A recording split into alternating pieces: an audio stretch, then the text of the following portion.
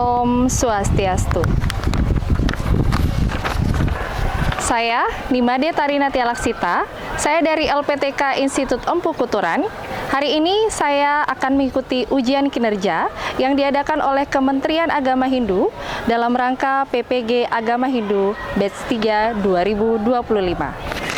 Om Santi Santi Santi Om.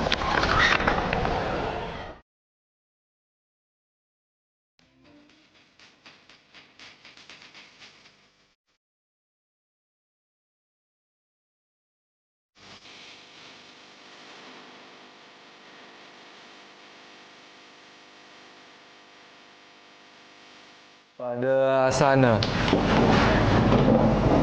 Panganjali. Om Swastiastu. Om Anubhadra Ketayurantu Iswata. Baik anak-anak, Ibu absen kehadiran terlebih dahulu ya. Anak Agung Dimas Suputra. Hadir, Bu. Anak Agung istri Caitanya Sri Banowati. Dispen. Oke, dispen ya. Anak Agung Sagung Kaila Maharani. Hadir, Bu. Ayu Putu Kaika Samudra. Hadir, Bu. Dewa Ayu Maharaina Ascarya. Hadir, Bu. Baik anak-anak, ternyata hari ini ada yang sakit dan juga banyak juga yang hadir. Saya harap kalian semua sehat selalu ya. Nah, hari ini sebelum memulai pembelajaran ada baiknya kita penenangan terlebih dahulu. Silahkan kalian duduk dengan tenang, duduk tegak lurus, punggungnya tangannya diletakkan di atas paha. Kemudian silahkan pejamkan mata secara perlahan. Kita tarik nafasnya dulu, tarik nafas 1, 2, 3, 4. Tahan nafasnya 1, 2, 3, 4. Hembuskan nafas 1, 2, 3, 4. Kita ulangi sekali lagi, tarik nafas 1, 2, 3, 4. Tahan nafas 1, 2, 3, 4. Hembuskan nafas 1, 2, 3, 4. Silahkan, jangan dulu dibuka matanya, usap-usapkan tangannya sampai terasa hangat. Jika sudah usap-usapkan tangannya sampai terasa hangat, tempelkan pada seluruh bidang wajah dan buka mata secara perlahan. Baik, terima kasih anak-anak. Kita sudah lakukan penenangan hari ini dengan baik. Kita sekarang lanjut ke materi.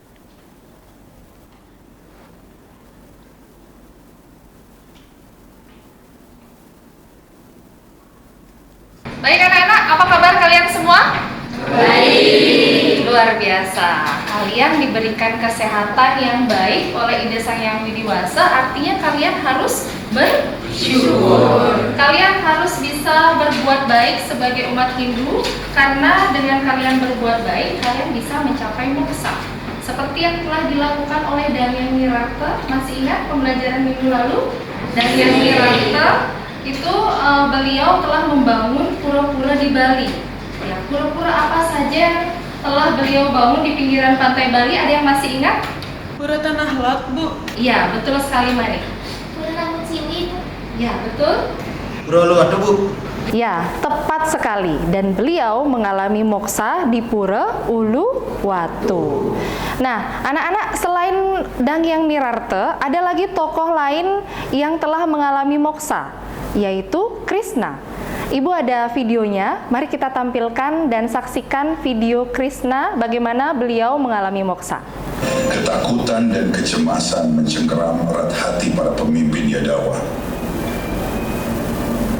Raja Ugrasena dengan hati remuk redam, tapi kelak akan berakibat sangat fatal. Sementara itu, gubuk besi yang terdampar di lumbung-lumbung mereka dengan ganas. Roh-roh jahat terlihat sejak peristiwa Gada itu, awan gelap mulai mengganti. Supaya kalian lebih memahami tentang moksa, kita belajar sedikit tentang jenis-jenis atau tingkatan-tingkatan moksa. Jadi, ada beberapa bagian-bagian jenis-jenisnya yang harus kalian pahami terlebih dahulu. Mulai dari Samipya, Sarupya, Salokya, dan juga Sayujya. Nah, yang nomor 2 itu adalah tingkatan Jiwa Mukti, Wideha Mukti, dan yang terakhir Purna Mukti. Nah, anak-anak, Ibu akan jelaskan sedikit apa itu Wideha Mukti, Purna Mukti, Jiwa Mukti, di mana merupakan bagian dari moksa.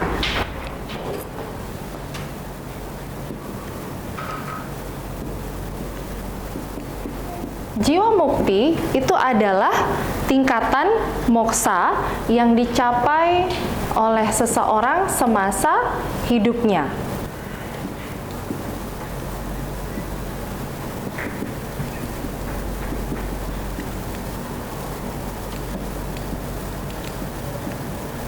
Berasal dari kata jiwa, artinya seseorang tersebut masih berjiwa, masih hidup di dunia ini. Seperti para resi, para yogi, ketika dia masih hidup, ketika dia ingin menyatu dengan ide Sang Hyang Widiwasa atau Brahman, dia cukup dengan meditasi. Tapi itu tidak berbulan tahun-tahun itu ya anak-anak ya. Wideha Mukti. Wideha Mukti ini adalah tingkatan moksa yang berada di tengah-tengah. Jadi tingkatan moksa yang di mana Atman telah masih terkena pengaruh maya. Masih terkena pengaruh maya.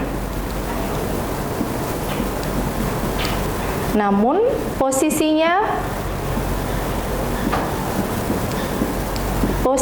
dan keadaannya sejajar dengan Brahman. Yang terakhir, Purna Mukti. Supaya kalian mudah mengingat, Purna Mukti itu adalah tingkatan moksa yang paling sempurna.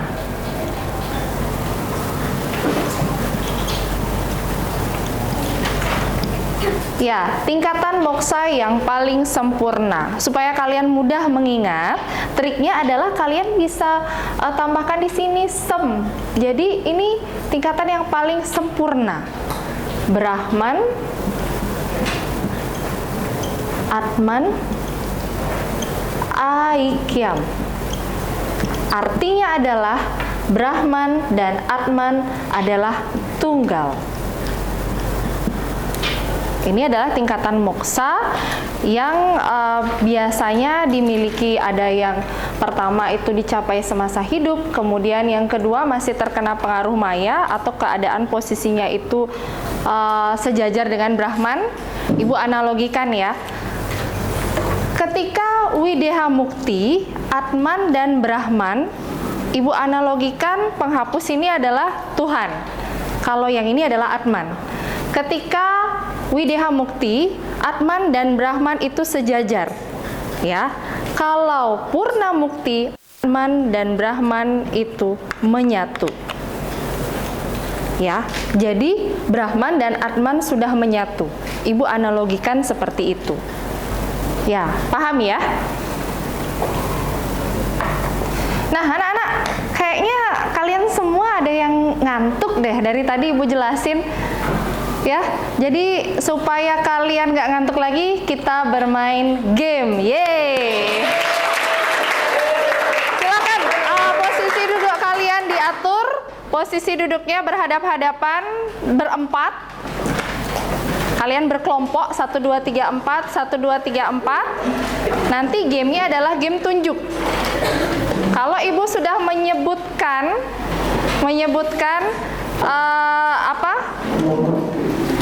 sudah siap ya? Kalau Ibu sudah menyebutkan pertanyaan, kalian siap-siap untuk menunjuk temannya.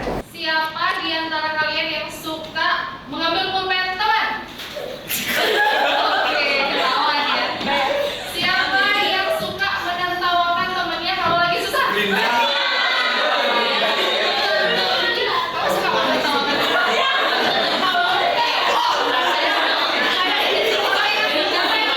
suka menertawakan teman? Siapa yang suka menolong teman kalau lagi kesusahan?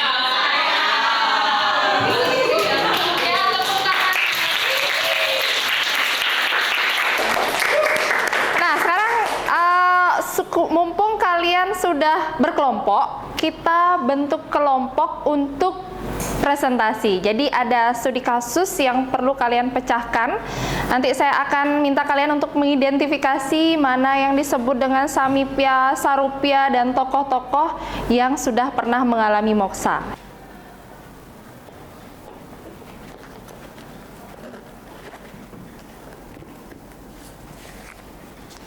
Nah, ini LKPD yang akan Ibu berikan ke kalian ya.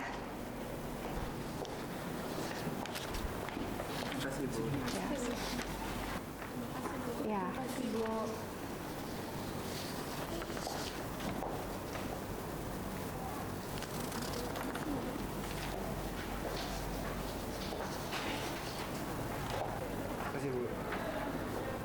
Nah, sekarang kalian sudah memegang LKPD kalian masing-masing. Lembar kerja peserta didik itu isinya tentang kasus-kasus yang kalian harus pecahkan. Identifikasi, moksa, dan juga tokoh-tokoh. Silakan diskusikan bersama teman kelompok kalian.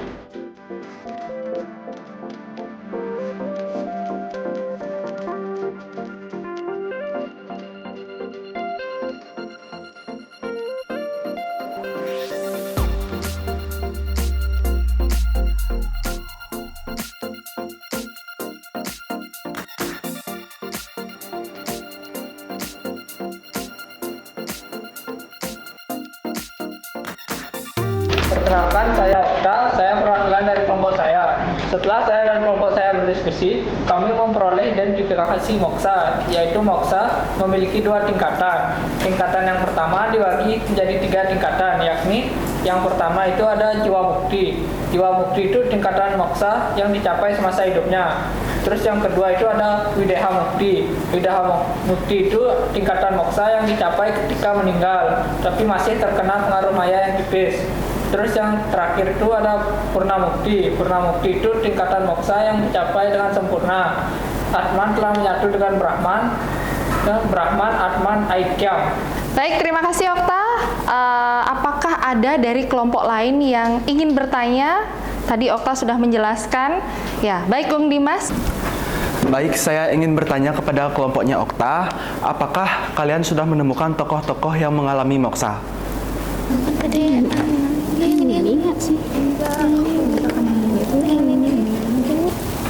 Oke, jadi terima kasih atas pertanyaannya. Nah, setelah saya mendiskusikan bareng teman-teman saya, tokoh yang mengalami moksa itu merupakan Dahyang Nirarta, yang dimana beliau diyakini telah menyatu dengan Brahman, sehingga kami menyimpulkan bahwa beliau telah mengalami tingkatan purnamukti atau sayutnya. Terima kasih. Gimana Dimas? Apakah sudah sesuai jawabannya? Ya, kalau sudah sesuai, sekarang Ibu mau tanya dengan kelompok lain. Apakah ada di antara kelompok lain yang sudah siap untuk menyampaikan hasil diskusinya? Ada, oke, silahkan Adila. Jadi kelompok kami mendiskusikan tentang cara pencapaian moksa, yaitu dengan bakti marga, pengabdian kepada Tuhan, karma marga, dengan jalan berkarma baik seperti karmani evadikaraste atau bekerja tanpa mengharapkan imbalan. Lalu ada jenana marga, menghubungkan diri kepada Tuhan melalui ilmu pengetahuan. Dan yang terakhir adalah raja marga, menghubungkan diri dengan cara meditasi. Keempat jalan tersebut adalah catur marga. Terima kasih. Ibu, saya ingin bertanya, apakah teman-teman sudah bisa menerapkan catur marga dalam kehidupan sehari-hari? Saya mewakili kelompok saya izin menjawab pertanyaan dari Dio. Ya, tentu kami sudah menerapkannya. Kami telah berdiskusi kegiatan apa saja yang telah kami lakukan sehari-hari, seperti saling membantu, mengasihi teman, dengan tidak membuli atau menjahili teman. Kami juga belajar mengenai agama Hindu, dan sesekali kami meluangkan waktu kami untuk belajar berlatih yoga. Ya, terima kasih buat kalian semua, tepuk tangan karena kalian sudah luar biasa. Tadi beberapa kelompok sudah presentasi, kemudian ada beberapa teman sudah menanggapi. Nah, kalian sudah mendapatkan kesimpulannya ya, bahwa moksa itu bisa siapapun bisa mencapai. Namun di sini setiap orang harus bisa menjalankan kehidupan mereka dengan karma yang baik dalam hal catur marga. Jadi tujuan agama Hindu untuk menghubungkan diri ke hadapan Ida Sang Hyang Widiwasa dengan jalan catur marga. Namun pertanyaannya kali ini, kira-kira di zaman Kali Yuga ini, moksa yang manakah kira-kira yang bisa kita capai? Nah, anak-anak, tadi kalian sudah Ibu jelaskan, kemudian kalian juga sudah mencarinya bersama teman-teman kalian. Sekarang Ibu mau ukur pemahaman kalian dengan cara asesmen. Asesmen kali ini Ibu sudah buatkan melalui online. Silahkan buka di handphone kalian masing-masing. Kalian akan melihat di sana ulangan harian agama Hindu. Silahkan dikerjakan.